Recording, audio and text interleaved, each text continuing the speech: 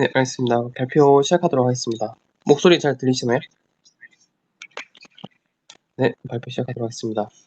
네, 안녕하세요. 오늘 발표한 논문은 Efficiently Identifying Task Grouping for Multitask Learning 이라는 논문이고요. 2021년 입스에서 스포트라이트 논문으로 발표가 되었습니다. 저는 발표자 이재윤이고요. 펀디멘탈 팀의 김채연, 이근배, 이세연님께서 많은 도움을 주셨습니다. 발표 목록은 다음과 같습니다. 첫 번째 챕터에서는 멀티태스크 러닝이 어떠한 연구가 이루어지고 있는지, 그리고 어, 어떠한 것인지 이제 간단하게 말씀을 드리고요. 두 번째 챕터에서는 태그라는 본 논문에서 제안하는 태스크 그룹핑 알고리즘이 있는데, 이거에 대한 방법론, 그리고 타당성에 대해서 보여드리도록 하겠습니다. 세 번째 챕터에서는 이 태그라는 방법을 사용을 했을 때, 어떠한 결과가 보여지는지를 보여드릴 거고요. 마지막 네 번째 컨클루전 챕터에서 이 논문이 이제 결론을 말씀드리고 이제 발표를 끝내려고 하고 있습니다. 먼저 첫 번째 챕터인 멀티태스크 러닝입니다. 먼저 멀티태스크 러닝 같은 경우에는 정의가 여러 태스크를 수행하는 모델을 학습시키는 방법론이라는 의미입니다. 그래서 저번 발표에서도 말씀드렸듯이 총 크게 3개의 멀티태스크 러닝 접근 방식이 있어요. 지금 그림 같은 경우에는 멀티태스크 러닝 for dense prediction task라는 서베이 논문에서 가져온 논문인데요. 크게 왼쪽 가지 같은 경우에는 아키텍처적인 어프로치라고 보시면 되고, 그리고 오른쪽 큰 가지 같은 경우에는 로스 밸런싱 및 그레디언트를 가지고 접근하는 방식, 이렇게 해서 총 3가지 접근 방식으로 보시면 될 것 같습니다. 첫 번째 같은 이제 아키텍처 접근 같은 경우에는 이제 아키텍처를 어떻게 컨피규어 하느냐에 대해서 집중을 하는데요. 크게 2가지 종류로 나누더라고요. 첫 번째 같은 경우는 쉐어드 파라미터를 어느 정도까지 쉐어링 하느냐를 기준으로 해서 하드 파라미터 쉐어링 혹은 소프트 파라미터 쉐어링으로 나누기도 하고요. 이제 두 번째 기준으로는 인코드에 집중을 하느냐 아니면 디코드에 집중을 하느냐에 따라서 인코더 포커스드 모델 혹은 디코더 포커스드 모델로 나누게 됩니다. 그 태스크 그룹핑을 하는 접근 방식에 대해서는 태스크 간의 렐레번스를 고려를 해가지고 멀티태스크 수행을 하는 그러한 접근 방식이고요. 아래 그림과 테이블 같은 경우에는 Which tasks should be learned together in multitask learning이라는 2022년 ICLR에서 가져온 그림이에요. 그래서 왼쪽 그림을 보시면은 Semantic Segmentation이랑 Depth Estimation 태스크 같은 경우에는 이렇게 묶여서 shared encoder를 가지고 있고, 또 키포인트 디텍션이랑 H 디텍션은 또 다른 shared encoder를 가지고 있고요. 서페스 노멀 프레딕션 같은 경우에는 또 얘네들과는 별개의 인코더를 가지고 학습이 되는 모습을 볼 수가 있습니다. 그리고 세 번째 접근 방법 같은 경우에는 아래의 그림과 같이 볼 수가 있는데, 이 그림들은 그레드노이라는 논문에서 가지고 온 그림입니다. 이거 같은 경우에는 왼쪽 그림 같은 경우에서 보시듯이 토탈 로스를 각 태스크들의 로스에다가 웨이트닝을 해서 업데이트를 하는 방식입니다. 그래서 이거 같은 경우는 단순하게 로스에다가 웨이트를 곱한 방식이고요. 여기서 조금 더 나아가서 웨이트닝을 함과 동시에 그거 가지고 이제 그레디언트까지 조금 만져주는 역할을 하는 게 오른쪽에 보이는 이제 그레디노이라는 방식입니다. 혹시 여기까지 질문 있으신가요? 네. 그러면은 이 두 번째 장에서는 본 논문에서 제안하는 태그라는 태스크 그룹핑 접근 방식에서 제안하는 새로운 알고리즘에 대해서 말씀드리도록 하겠습니다. 먼저 모티베이션에 대해서 말씀을 드릴 건데요. 네, 이 태스크들을 그룹핑을 할 때 보통 멀티태스크 러닝 하는 사람들은 되게 직관이나 경험에 의존을 많이 해요. 그래서 예를 들어서 시멘틱 세그멘테이션이랑 뎁스 에스티메이션을 묶는 게 좀 잘 나오던데? 라고 해서 좀 그렇게 묶는 경향이 있거든요. 근데 이거를 태스크가 지금 뭐 무한히 많은 종류가 있을 건데 그거에 대해서 모두 다 직관과 경험만을 사용을 할 수는 없잖아요. 그래서 이거에 대한 좀 체계적인 접근 방식 혹은 기술이 필요하다라고 이제 본 저자는 생각을 했습니다. 그래서 뭐 가장 뭐 쉽게 생각할 수 있는 거는 뭐 나이브 메소드라고 해서 예를 들어서 태스크가 n개 있을 때 그 어떻게 묶냐에 따라서 2의 n승 빼기 1개의 멀티태스크 네트워크를 학습을 할 수가 있잖아요. 그래서 그렇게 네트워크를 학습을 하고 그 중에서 가장 좋은 네트워크를 찾아서 쓴다라는 이제 가장 무식한 나이브 메소드를 생각할 수가 있을 겁니다. 근데 저자는 이 나이브 메소드는 너무 비효율적이기 때문에 이제 아래와 같은 태그, 4단계로 이루어진 태그라는 알고리즘을 제안을 했는데요. 먼저 첫 번째 단계에서는 하나의 단일 네트워크에다가 모든 태스크를 가지고 한꺼번에 학습을 합니다. 그러면서 학습을 하는 도중에 태스크 간의 어피니티를 계산을 하고요. 그 세 번째 단계에서 그 어피니티를 이용을 해서 태스크끼리 좋은 영향을 주는 태스크끼리 그룹핑을 하고 그 그룹핑 완료가 되면은 그 그룹핑된 태스크들의 집합에 하나씩 네트워크를 줘가지고 따로따로 학습을 진행하는 그러한 알고리즘을 제안을 했습니다. 그래서 이제 어, 본 논문에서는 태스크 그룹핑이라는 프로블럼에 대해서 어, 프로블럼 데피니션을 아래와 같이 했는데요. 태스크들의 집합을 T라고 하고 고전된 어떠한 inference time memory budget을 B라고 하고 latency constraint, latency 제한을 C라고 합니다. 그래서 멀티태스크 러닝의 이제 태스크 그룹핑 같은 경우에는 태스크 퍼포먼스가 평균 태스크 퍼포먼스가 최대화 되도록 하는 네트워크들에다가 태스크들을 배정하는 것이라고 볼 수가 있겠고요. 이때 단 네트워크들은 파라미터 카운트가 C보다 작아야 합니다.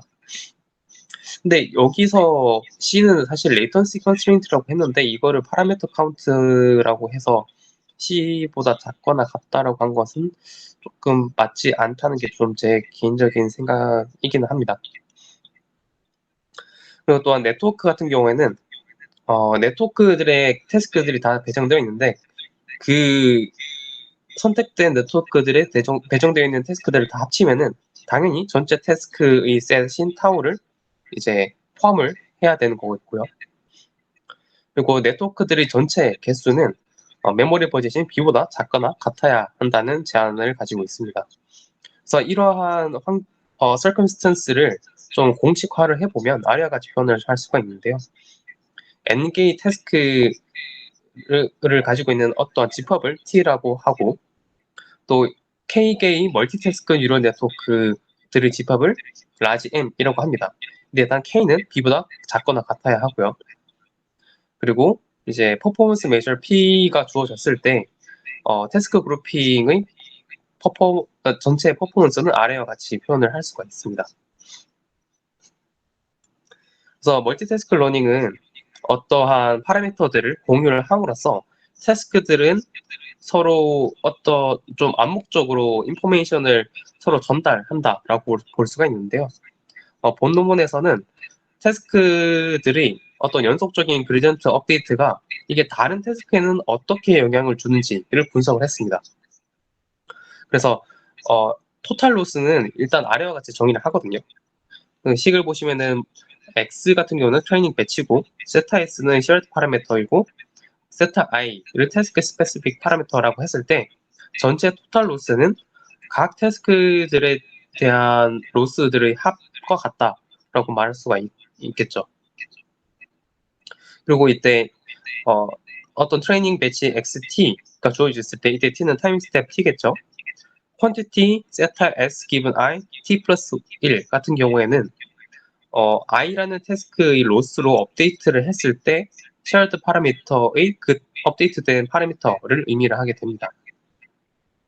그래서 만약에 저희가 스토캐스틱 그레디언트 디센트가 사용되었다면은 이 quantity 세타 s given i t 플러스 1은 이제 아래와 같은 식으로 나타낼 수가 있겠죠.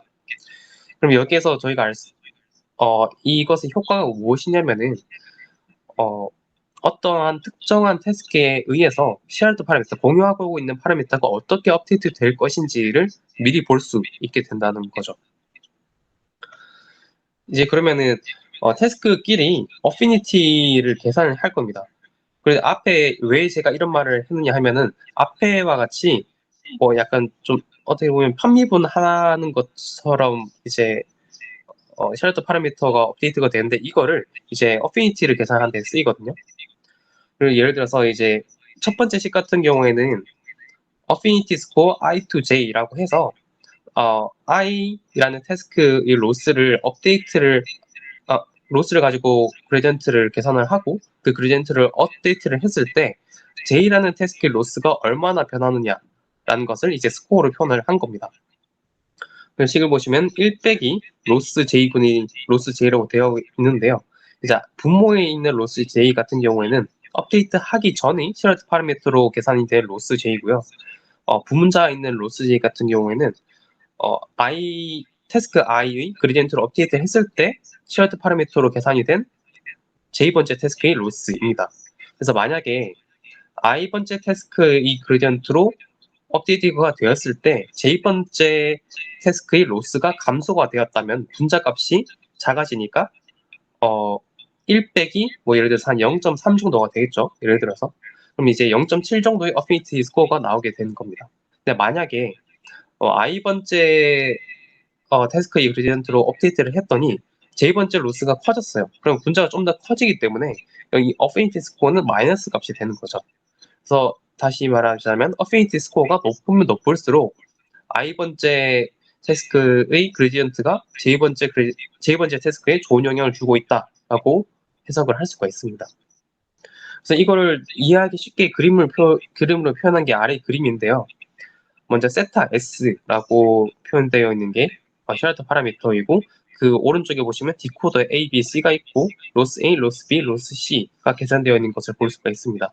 그래서 만약에 태스크 A가 태스크 B 그리고 태스크 C에 주는 영향을 계산을 하고 싶을 때는 이 로스 A만 가지고 그레디언트를 계산을 하고 그 그레디언트로 샤르트 파라미터 S를 업데이트를 한번 합니다. 이때 업데이트가 되었을 때 이 업데이트된 샤르트 파라미터를 가지고 다시 로스 B와 로스 C를 계산을 하면은 로스 B 기분 A, 로스 C 기분 A가 나오겠죠.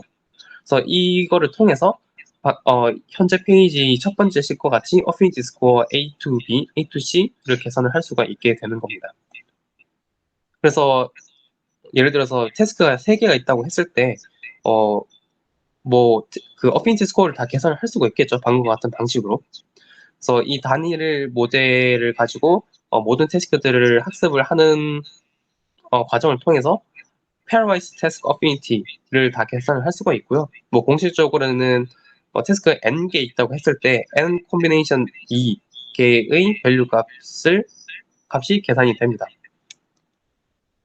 그리고 이게 계산이 되었을 때 어쨌든 저희 목적은 나이브 메서드를 했을 때 2n승 빼기 1개의 가능한 네트워크들 중에서 k개의 멀티태스크 네트워크를 뽑아내는 거예요. 이제 그래서 그렇기 때문에 네트워크 셀렉션이라고 말을 하는 건데 대신에 이때 제한점이 모든 태스크들은 무조건 수행이 돼야 하지만 k개의 멀티태스크 네트워크들에 의해서 뽑혔을 때 단 한 번만 수행이 돼야 하는 거죠. 그래서 이걸 어떻게 보면 셋커버 문제라고 볼 수도 있어요. 그래서 예를 들어서 왼쪽 아래 그림과 같이 A라는 태스크, B 태스크, C 태스크를 각각 서로 다른 네트워크들로 학습을 시키면은 이 시나리오의 토탈 어피니티 스코어는 ZA to A, ZB to B, ZC to C가 될 거고요. 만약에 A가 B가 묶이고 C는 따로 학습이 되는 경우에 이 시나리오의 토탈 어피니티 스코어는 ZB to A, ZA to B, ZC to C가 되겠죠. 그리고 만약에 A, B, C가 셋 다 묶였을 경우 이 시나리오의 경우에는 이제 조금 이때가 헷갈리게 되는데 왜냐하면 B라는 태스크에 영향을 주는 게 하나의 태스크가 아니잖아요. A와 C가 동시에 영향을 주는데 그래서 이런 경우에는 본 논문의 저자는 그냥 affinity score A to B, affinity score C to B를 그냥 평균을 한 것이 B에 대한 affinity score로 계산을 했습니다. 그래서 맨 오른쪽 시나리오 같은 경우에 total affinity score는 지금 10개 색칠한 affinity score들을 전부 다 더해서 2로 나눈 값이 되겠죠. 그래서 이 태그라는 알고리즘은 지금 현재 3개의 시나리오만을 제가 예시로 들어놨는데 이 3개의 시나리오들의 각각 토탈 어피니티 스코어가 나오잖아요. 그래서 그 중에서 토탈 어피니티 스코어가 가장 높은 경우를 선택을 해서 얘네들 이렇게 그룹핑 하겠다라고 결론을 내는 거는 알고리즘이라고 하시면 이해를 하시면 될 것 같습니다. 근데 이렇게 그룹핑 하는 게 만약에 태스크가 계속 늘어나면 늘어날수록 되게 계산 복잡도가 높아지거든요. 왜냐면 이게 셋커버 문제인데 이게 그룹핑하는 경우 수가 지수적으로 늘어나요. 그래서 이게 NP-hard 문제인데 이거를 풀기 위해서는 사실 좀 더 효율적인 방법이 있다라고 저자는 말을 하거든요. 근데 단지 그거는 이제 좀 되게 잘 알려진 알고리즘을 많이 써요. 그래서 NP-hard 문제를 백트래킹 문제로 풀지 않고 뭐 가지치기 방법을 사용을 하면은 효율적으로 풀 수 있다고 라고만 말을 하고 그에 대한 자세한 설명은 안 했습니다. 왜냐면 그게 사실 중요한 게 아니거든요. 그냥 그래서 테일한 알고리즘은 이후에 어피니티 스코어만 계산을 하고 그러한 가지치기 기법을 이용해서 그룹핑을 했다라고만 이해하시면 될 것 같습니다. 그래서 진짜 중요한 거는 이제 태그라는 알고리즘은 이렇다라는 게 아니고 아까 어피니티 스코어를 계산을 했잖아요. 근데 사실 진짜로 이 어피니티 스코어가 유효한 방식이냐라는 것을 이제 좀 이론적으로 증명하는 게 좀 중요한 것 같아요. 그래서 만약에 지금 아래 그림과 같이 A, B, C라는 태스크가 주어져 있다고 가정을 하고 아래 그림 같은 경우는 태스크 A에 대한 로스 랜드스케이프이거든요. 이런 상황에서 그레디언트 B가 A에 끼치는 영향, 그레디언트 C가 A에 끼치는 영향을 평가를 하려고 해요. 아까 봤던 어피니티 스코어를 계산한 것과 같이. 그래서 계산을 한번 해봤더니 그레디언트 B의 방향으로 업데이트를 했을 때 로스 A는 조금 줄어드는데 그레디언트 C로 업데이트 했을 때는 뭐 예를 들어서 그레디언트 태스크 A 로스가 그만큼 더 안 줄어들었다라고 가정을 해볼게요. 그러면은 어피니티 스코어는 B가 좀 더 높겠죠. C보다 A에 영향을 끼치는 영향이. 그러면은 태스크가 A와 B가 묶이고 C는 따로 떨어지게 되는 결과를 가져오게 됩니다. 그러면은 태그의 알고리즘에 따르면은 A와 B를 모는 게 A와 C를 모는 것보다 좀 더 좋아야 된다는 거잖아요. 근데 실제로 그러냐라고 보시면은 아래 보는 게 딱 그 카운터 익sem플인데 어피니티 스코어 B2A가 어피니티 스코어 C2A보다 좋아서 묶었더니 그레디언트 A 플러스 그레디언트 B로 업데이트를 시켰을 때는 로스가 뭐 조금밖에 안 줄어들었는데 그레디언트 A 플러스 그레디언트 C로 했을 때는 오히려 더 많이 줄어들더라는 거죠. 그래서 이런 카운트 익sem플이 존재를 하는데 그러면 어떻게 보면 태그라는 알고리즘의 타당성이 좀 흔들리게 되는 거죠. 그래서 본 논문에서 보여주려고 하는 거는 이러한 카운터 익sem플이 있음에도 불구하고 이러한 이러한 상태가 발생할 확률이 굉장히 낮기 때문에 태그라는 알고리즘은 거의 대부분의 경우에 타당하다라는 것을 보여주는 게 이제 뒤에 이론적으로 설명을 합니다. 그래서 지금부터는 태그라는 알고리즘의 이론적으로 분석을 하고 타당성을 입증을 한번 해볼 건데요. 일단 두 가지 큰 가정을 하게 돼요. 첫 번째 가정 같은 경우는 B가 C보다 태스크 A에 대해서 좀 더 높은 어피니티 스코어를 가지고 있다고 가정을 하고요. 두 번째 가정으로는 그레디언트 A, 그레디언트 B, 그레디언트 C의 놈은 같다고 가정을 합니다. 그래서 만약에 태그라는 알고리즘의 타당성을 보여준다는 거는 중간에 있는 부등식이 만족한다는 것을 보여준 것과 같아요.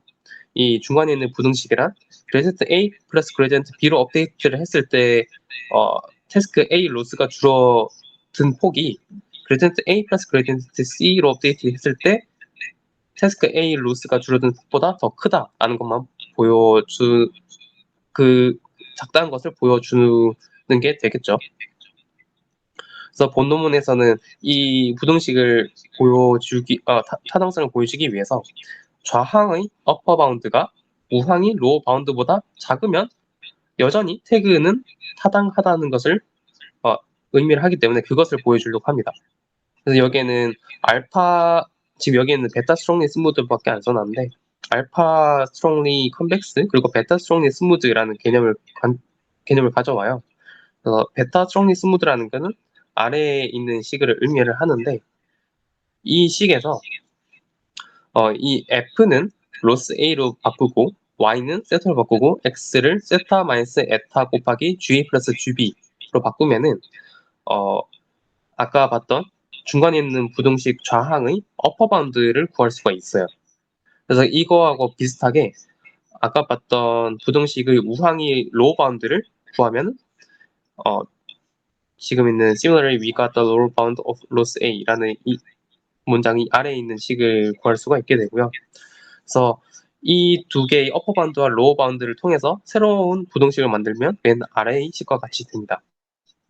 사실 이거를 따라하는 거는 그냥 손으로 다 써보면 되는 거라 가지고 이거에 대해서 자세한 설명은 생략하도록 하겠습니다. 그래서 마지막으로 봤던 이 이너퀄리티를 가지고 렘마 1을 적용을 하는데요. 이제 렘마 1이란 거는 어피니티 스코어 B2A가 어피니티 스코어 C2A보다 크다라는 것을 수식적으로 그냥 표현을 하면은 첫 번째 식과 같은 부등식이 만들어져요. 그래서 이 부등식을 아까 봤던 맨 마지막 부등식에다가 대입을 하면은 이제 중간에 있는 부등식이 나오게 되고요. 이거를 이제 리어레인징을 하고 나면은 이제 밑에서 두 번째 식이 나오고 여기에서 두 번째 어썸션 그레디언트 A, 그레디언트 B, 그레디언트 C 놈이 같다는 것을 적용을 해가지고 공통적인 부분을 없애고 정리하고 나면은 맨 마지막 부등식이 나와요. 그래서 이 부등식이 의미하는 건 뭐냐면은 결국에 저희가 보여주려는 거는 B가 A에 대한 어피니티 스코어가 C가 A에 대한 어피니티 스코어보다 높을 때 여전히 그레디언트 A 플러스 그레디언트 B로 업데이트를 한 게 그레디언트 A 플러스 그레디언트 C로 업데이트 한 것보다 로스를 좀 더 낮춰준다는 걸 보여주려고 하는 거잖아요. 그래서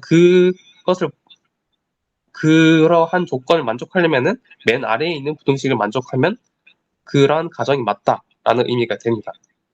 그래서 맨 밑에 같은 경우에는 그레디언트 A랑 그레디언트 C 코사인 시뮬러리티가 오른쪽에 있는 어떤 컨스턴트 값보다 작거나 같다라는 이너퀄리티인데 이거 같은 경우는 지금 베타가 알파보다 항상 크거든요. 그리고 그거를 고려를 했을 때 로스 A의 랜드스케이프의 그 컨디션 넘버가 엄청나게 작지 않는 한 맨 아래에 있는 부등식에 만족을 해요. 그렇기 때문에 대부분의 경우에서 이 태그라는 알고리즘이 타당하다라고 논문의 저자는 주장을 합니다. 혹시 여기까지 질문 있으신가요? 네, 알겠습니다. 세 번째 장에서는 실험 결과에 대해서 알려드리도록 하겠습니다. 실험 세팅은 다음과 같습니다. 실험은 논문에서는 뭐 총 5가지의 질문이 있었는데 저는 그 중에서 좀 중요하다고 생각하는 2가지 질문을 가져왔고 그 2가지 질문에 대해서 답을 하는 형식으로 실험이 세팅이 되어 있습니다. 이 실험을 할 때 실험 대조군은 2가지 기준으로 가지고 대조군들을 뽑았더라고요. 그래서 첫 번째 같은 경우에는 태스크 그룹핑을 하는 방법론을 가지고 대조군을 설정을 했는데 그 대조군들로는 MTL, STL, RG, CS 그리고 HOA가 있습니다. MTL 같은 경우에는 그냥 모든 태스크들 한꺼번에 학습시켰을 때이고 STL은 각각 태스크들을 다 따로 학습시켰을 때고요. RG는 randomly select task라고 해서 태스크 그룹핑을 랜덤하게 했을 때 그리고 CS는 intertask cosine similarity라고 해서 아까는 뭐 어피니티 스코어로 했지만 이거 같은 경우는 cosine similarity로 판단을 했었을 경우입니다. HOA는 뭐 그냥 또 다른 태스크 그룹핑 방법론이고요. 그리고 두 번째 기준으로 선정된 뭐 대조군들로는 옵티마이제이션하는 방법인데요. 이렇게 뭐 PC 그레드도 있을 수 있고, PC 그레드도 있고, 그레드 놈도 있고, uncertainty weights라는 방법론들이 있고, 이것들을 이제 대조군으로 해서 비교를 진행을 했습니다. 그래서 먼저 태스크 그룹핑을 할 때 걸리는 시간 가지고 실험을 했는데요. 왼쪽 그림 같은 경우에는 태스크 그룹핑을 하는 것 자체에 대해서 얼마나 시간이 걸리느냐 가지고 이제 실험을 해봤는데 결과를 보시면 아시겠듯이 태그 같은 경우에는 가장 낮은 테스트 로스 에러를 가지고 있어요. 그럼에도 불구하고 랜덤리 그룹핑에 비해서 고작 1.3배 정도밖에 안 들인 시간만을 가지고도 이제 그러한 로스를 보여준다는 걸 알 수가 있습니다. 네, 오른쪽 그림 같은 경우에는 태스크 그룹핑만 하는 것이 아니고 태스크 그룹핑을 하고 나온 결과에다가 학습까지 진행했을 경우에 어떻게 되느냐를 보여준 건데요. 오른쪽 그림 같은 경우에는 크게 그룹을 두 개로 나누냐 세 개로 나누느냐는 일단 같게 해서 비교가 진행되었습니다. 그래서 결과를 보면은 랜덤 그룹핑이 일단 가장 낮은 시간이 걸리고요. 사실 이거는 당연한 거죠. 뭐 그룹의 개수는 정해져 있었을 때 뭐 태스크 그룹핑을 나누는 시간이 뭐 랜덤하게 걸리기 때문에 그냥 안 걸린다고 보시면 돼서 랜덤 그룹핑이 가장 낮을 수밖에 없고 그 다음이 태그가 기록을 했고요. 그 다음에 CS 퍼센시빌리티가 계산을 했고 가장 느린 게 HOA라는 어떤 또 다른 태스크 그룹핑 방법론이 차지하게 되었습니다. 다음은 이 멀티태스크 어블레이션 스터디를 진행을 했는데 아까 봤던 첫 번째 질문 인터태스크 어피니티가 실제로 뭐 그거에 따라서 묶였을 때 성능이 좋아지느냐라는 질문인데요. 아래 그림에서 보시듯이 옵티멀하게 그러니까 진짜로 묶였을 때 가장 성능이 좋아지는 어떠한 조합이 있을 거잖아요. 그걸 이제 옵티멀이라고 하는데 그 옵티멀 성능과 태그를 사용했을 때의 성능 향상이 거의 비슷한 것을 볼 수가 있습니다. 그래서 이거를 이제 코렐레이션이 높다고 했고 근데 코렐레이션을 계산을 할 때 개수는 뭐 피어슨 개수를 사용을 했다고 하고요. 근데 이때 단 하나의 예외가 있는데 지금 밑에 보시면은 A8의 어트리뷰트에 대해서 하나의 예외 사항이 발생을 하죠. 이때 A8 같은 경우는 지금 셀럽 A라는 데이터 셋으로 학습을 한 건데 여기는 총 40개의 어트리뷰트가 있었고 그 중에 이제 9개만을 뽑아가지고 학습을 한 겁니다. 그래서 지금 예외가 유일하게 A8이라는 어트리뷰트에 대해서 발생을 했는데 이제 본 논문의 저자는 그 이유가 A8 같은 경우에는 A8이랑 가장 어울리는 또 다른 어트리뷰트와 가장 안 어울리는 어트리뷰트를 뽑았을 때 그 둘 간의 어피니티 스코어가 고작 0.04밖에 차이가 나지 않아서 이런 현상이 발생했다라고 말을 합니다. 그래서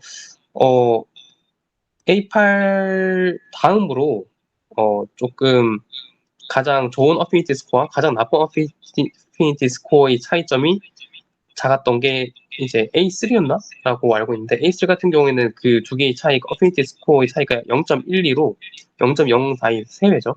그래서 좀 A8이 좀 독보적으로 뭐 다른 태스크들과 공통점이 없다. 그래서 이러한 현상이 발생했다라고 논문이 저자는 얘기를 합니다. 사실 어떻게 보면 이 태그라는 논문이 약점이라고 볼 수가 있겠죠. 이 어피니티 스코어가 별로 차이가 나지 않는 경우에는 좋은 결과를 내지 않는다. 뭐 그렇게 보시면 될 것 같습니다. 두 번째 질문 같은 경우에는 이 인터태스크 어피니티를 계산을 할 텐데 이 인터태스크 어피니티가 학습이 진행되는 동안 혹시 변하지는 않느냐라는 질문을 할 수가 있어요. 그래서 이걸 실험을 해서 봤더니 이게 아래 그림에 나오는데 가로가 F폭 진행 현황이고 그러니까 0회폭, 5회폭, 10회폭, 15회폭, 20회폭이고 이제 세로축이 어피니티 스코어예요. 그래서 보시면은 결과적으로는 이 어피니티 스코어가 거의 정말 패턴 없이 랜덤하게 변합니다.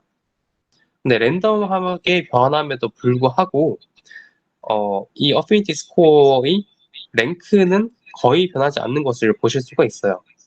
그래서 이제 본 논문의 저자는 이 태그가 뭐 이 어피니티 스코어가 왔다 갔다 거리기는 하지만 그래도 어떠한 태스크와 가장 가깝고 가장 먼지 그러한 랭크는 변하지 않는다라는 것을 짚고 넘어가고 있고요. 다만 여기에서도 좀 유일하게 예외사항이 있어요. 그게 뭐냐면은 0회폭과 1회폭 사이에 이 랭크 역전 현상이 발생을 하거든요. 근데 본 논문의 저자는 이제 아마도 그 이유가 뭐 아무리 멀티태스크 러닝이라고 하지만 학습 초기에는 좀 제너럴한 특징점들이 뽑히기 때문에 이제 이러한 랭크 역전 현상이 벌어지는 거 아닐까라고 추측을 했습니다. 네, 다음으로는 이제 컨클루전입니다. 본 논문 같은 경우에는 태그라는 어떠한 태스크 그룹핑을 할 때 체계적인 어떤 방법을 제안을 했고요. 그리고 이 태그라는 것의 타당성을 보여주는 이 수학적 검증도 엄청나게 많이 되어 있고, 그리고 이것의 결과적인 타당성을 입증하는 되게 많은 실험도 많이 했어요. 그리고 실제로 시행을 해왔더니 퍼포먼스가 더 좋아졌다라는 점도 이제 어떻게 보면 컨트리뷰션이라고 볼 수가 있겠습니다. 다만 본 논문의 저자가 하나는 정말 짚고 넘어가고 싶다고 맨 마지막에 언급을 했는데요. 이제 태스크 그룹핑을 할 때 좀 중요하게 봐야, 이제 태스크 그룹핑을 할 때 어떤 기준으로 태스크 그룹핑을 하냐가 되게 중요해요. 근데 이 본 논문의 저자 같은 경우는 인터태스크 어피니티라고 해서 어떠한 식을 가지고 어피니티를 계산을 했지만, 사실 이 어피니티 스코어라는 게 다른 논문에서 말하는 인터태스크 시미러리티는 아니거든요. 그러니까 이 어피니티 스코어가 높다고 해서 그 태스크가 서로 비슷한 태스크다라고 말을 할 수는 없다는 겁니다. 그래서 이 어피니티 스코어가 높고 그러면 이게 시미러리티가 높은 건가라고 착각을 해서 이 태그라는 방법론을 좀 남용을 하지 않았으면 좋겠다라고 말을 하면서 논문을 끝마쳤습니다. 혹시 여기까지 질문 있으신가요? 네. 그러면은 지금까지 발표 들어주셔서